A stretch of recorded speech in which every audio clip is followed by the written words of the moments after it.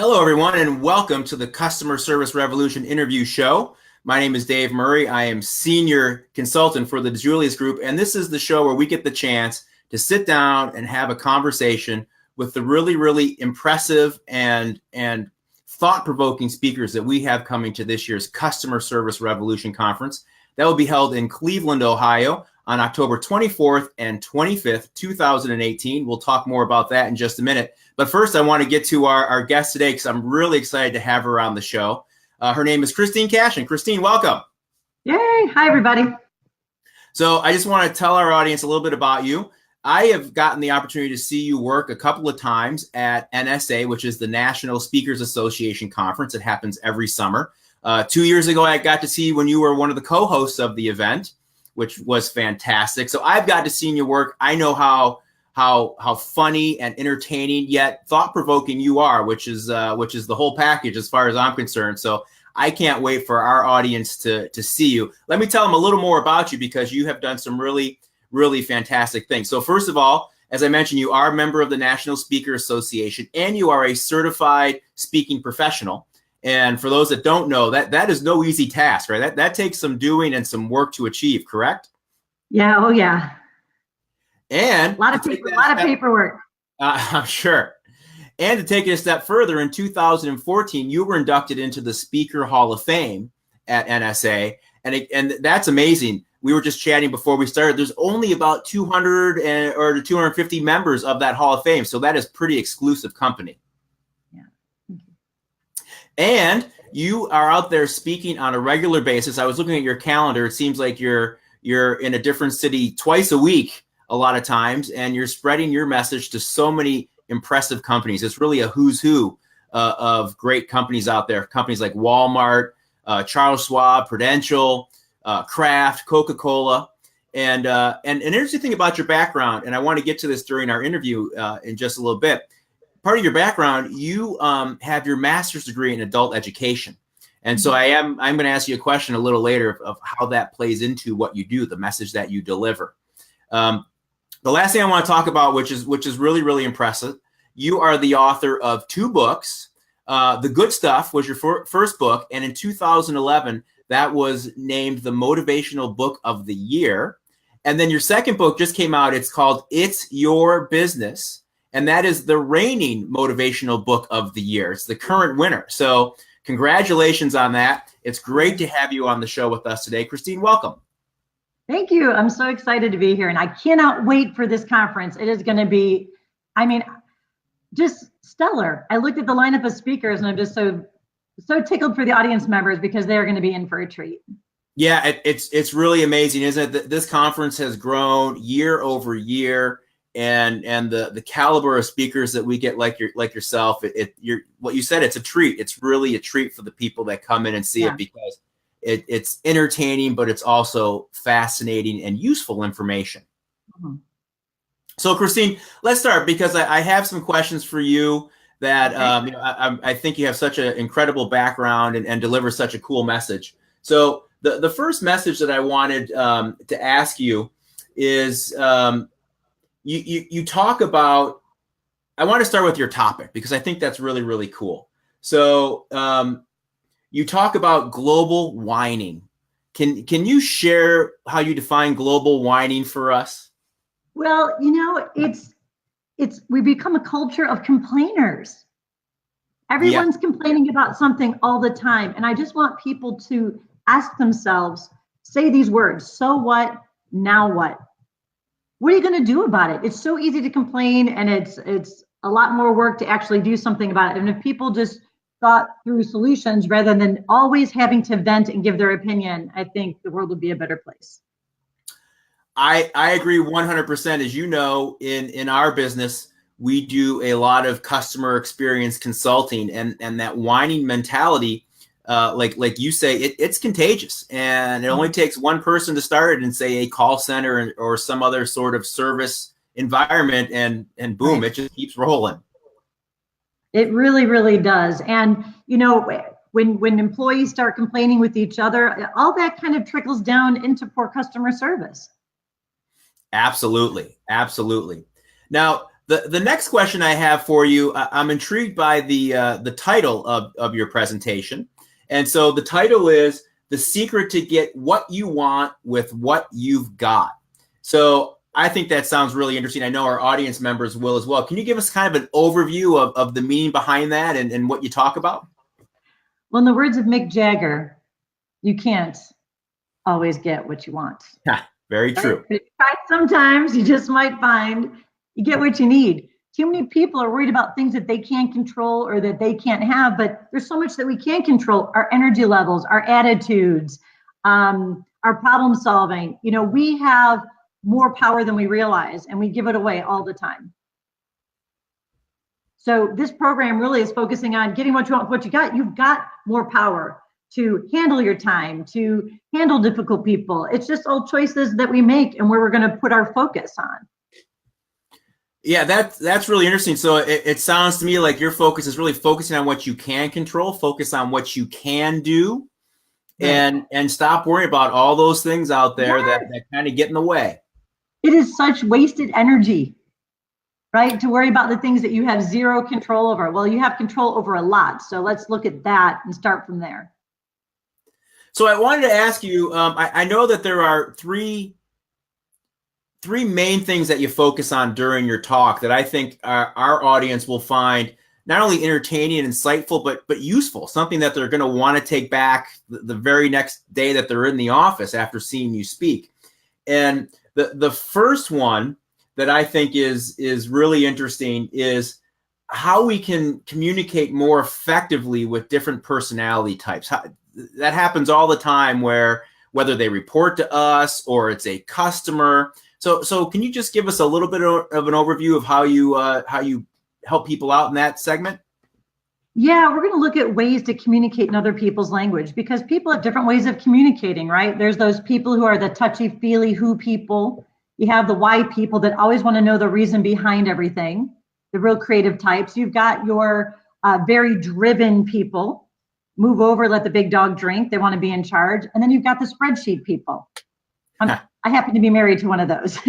So, you know, I mean, I could go to my husband with all these big ideas, and he wants to know, well, how are we going to do that? How much is it going to cost? How long is it going to take? He wants all the details. So when I go to him with something, I need to break it down into terms that he understands.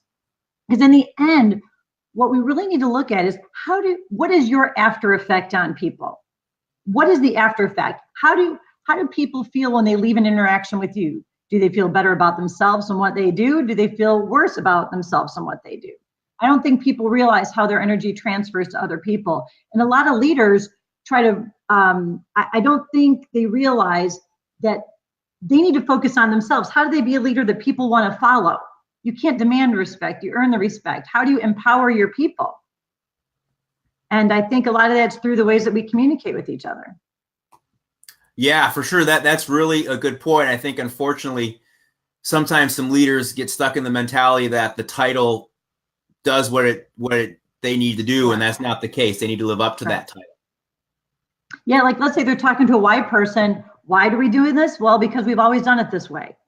Right. Well, that's just going to kill that person. You don't talk that way to a Y person. So sometimes it's small little things that can have a really big impact. That's excellent. Now, the next thing that I know you speak about, which I think we all would love to hear more about, is creating days where we have more energy and more time. Like that's worth the price of admission right there. That's so true. We don't even realize where our time is getting stolen. And sometimes we steal it from ourselves. You know, I'll just give one quick tip here. Well, there's so many. All right. So one of them would be that, you know, we're all so tired and we're feeling overwhelmed, but we bring it on. Why? Because of our phones. People go to bed at night with their phones, not necessarily their partner or their spouse. They're more interested in what's going on the screen. And I know people that actually drop the phone on their face. You know, they're laying in bed, and you know, if you have dropped your phone on your face, you might have a problem. You know, everyone's so tired. Put it away. Don't even look at it. Go to bed. When you wake up, first thing, don't look at your phone and go through the emails and find out you're already behind. I mean, that's just starting your day off the wrong way, don't you think? Absolutely. I mean, who wants to start that way? Who wants to start with that feeling of already being behind because you're trying to Yes. catch up on all those things that happened out there that really don't matter that much anyway? Well, it can wait. At least get up, have a cup of coffee, wake up, greet the world in a much better way. And you'll find that you will start the day with better energy and not feel so anxious right away. And I don't think we realize how we're slaves to technology also, and that it really does take away a lot of our energy, especially on things that aren't as important as we think they are. Great point. Now, I know the third one that you talk about, which I think it could be really, really important to people, is minimizing stress and finding ways to not only minimize stress, but also add more fun. Can you share that a little bit? Yeah, I think the companies that have the greatest productivity are the companies that have more fun. A lot of people don't believe that there's a place for fun in the workplace, and I think they're really missing out. When employees are happy and they're stress-free, they do a better job. They're happier to be there. And you know this when you walk into an organization or a building or the dentist's office. You can feel, do they like each other? Do they not like each other? I have changed, dentists due to that fact, where you walk in and it just seems so stale and you can tell the staff doesn't like each other. How do we create a more fun environment? Well, I think one of the first things to do is to stop the whining, right? Maybe have a wine jar. When people go to wine, they have to put $1 in the jar. And then later they go for wine with all of the money. I don't know. Right. Could be. I think that if you empower your people, that makes it more fun for them to be able to be part of the solutions rather than part of the problems. When they come to you with a problem, what are 2 solutions? How do we have better staff meetings? How do we make those more fun? Meetings usually are never fun. Well, I'm going to give some tips on how to do that also. That's really great, and such a wonderful point, because it sounds to me what you're saying is to lower stress, just really focus on the fun. And if that's more of a priority for you, more of a focus, that stress meter is automatically going to start to go down. You got it exactly right. That's excellent. Great advice. Now, Christine, there's something in particular I wanted to ask you about. I mentioned it during my introduction of you. You have a master's degree in adult education, which I find fascinating. You also have an honorary degree that you were awarded. I'm just curious, how do you use being a professional speaker and delivering your message to audiences across the globe at these large organizations or small organizations? How do you use that degree in adult education to help you get that message across? Well, I think one of the keys for adult education is recognizing that you need to give something. Some speakers talk in big picture, which is great, but everybody wants tips they can use right now. They want to relate it to their everyday. I know that I'm really hitting the mark when I see people in the audience hitting each other. I know that sounds crazy, but when I see people go, "Oh, that's you. Oh my gosh, that's me." When people come up and they tell me like, "Oh, that was a great speech," that doesn't do it for me. When they say, "You have been in my day. You must be looking into my life because everything you said I can relate to." And that, I think, is where the real learning takes place.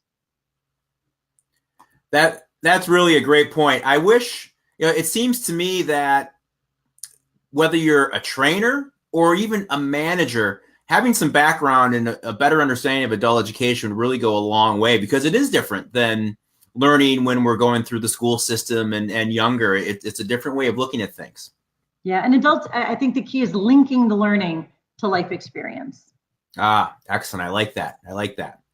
So, Christine, my last question for you is this. As you know, the audience members of the Customer Service Revolution Conference is made up of business owners and business leaders primarily, who really understand the importance of the customer experience that they are delivering to their customers, both internally and externally.